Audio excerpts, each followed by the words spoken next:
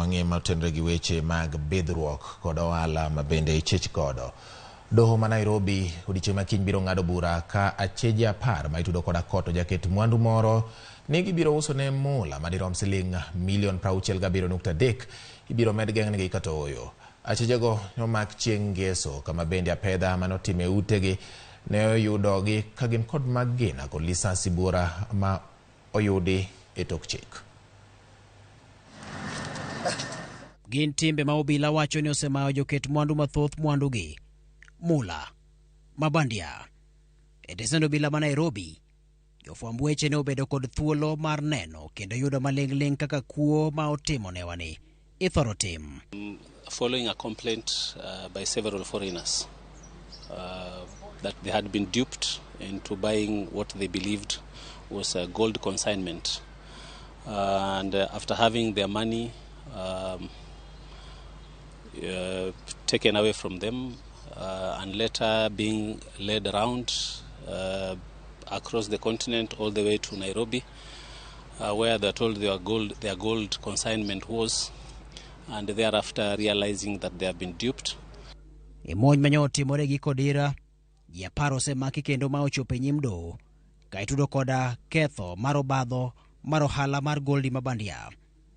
Obila wacho ni jodito mag kuoni nyaka sani ma kuomgi oyang' kaka Bruno Otieno Liende, ma bende ong'ere gi nying mar Oyugi, kanyakla kod jago machielo ma nyinge Steve Seth Okute. Nonro margi wacho ni Steve Seth Okute ok en jago manyien e ohala ni. Kaido ma pacho kaendi noyangore ni Okute ma bende ne olaro kom od bura makarachwenyo e higa mokalo kane odonjo e diero mar ODM pod ni kod buche mamoko ma osebedo kamiene kotenore kod ohala makama. E higa mar 2020 Okute ne omak kod obila kaluwore kod ohand mula mabandia manyalo romo $21 ka en kod ji mamoko 4 ni ne gimayo jaket mwandu moro ma japiny Niger. E higa maluwe mar 2021 Okute ni nochako mak kendo e ohala mana mano mar mula mabandia ka ne gimayo ja ohala moro ma Italia siling maromo $19.5. Komachielo Bruno Otieno Liende bende nonro wacho ni ok en wendo e kuo machal kama. Otieno e higa mar 2021 ni tude koda wach mar mayo jaket mwandu moro ma piny China omenda maromo $727,000.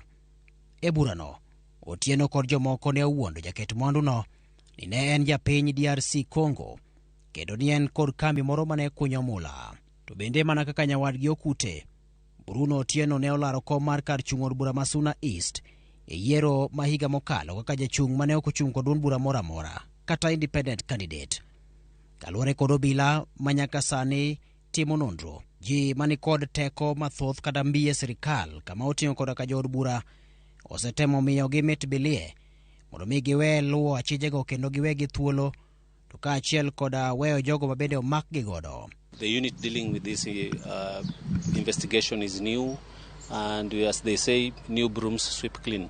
So the scope will widen to go for other transnational and international culprits, likewise to face the law. Achije mamoko ma maka itudo kod kuo makama oriwo koda ka jago manyige Samuel Waithaka, jago manyige Kaisarios Loams ma en japiny Greek, Odhiambo Tobias Patroba, Okech Moses, Patrick Mugabe, Elisha Mbandi, Teddy Zamora kanyakla koda Siva Sakthi ma bende en japiny mar India.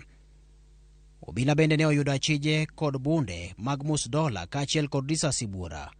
Bunde ma iwacho ni lesen magi ne oserumo to gi mamoko bende noyude tok chik.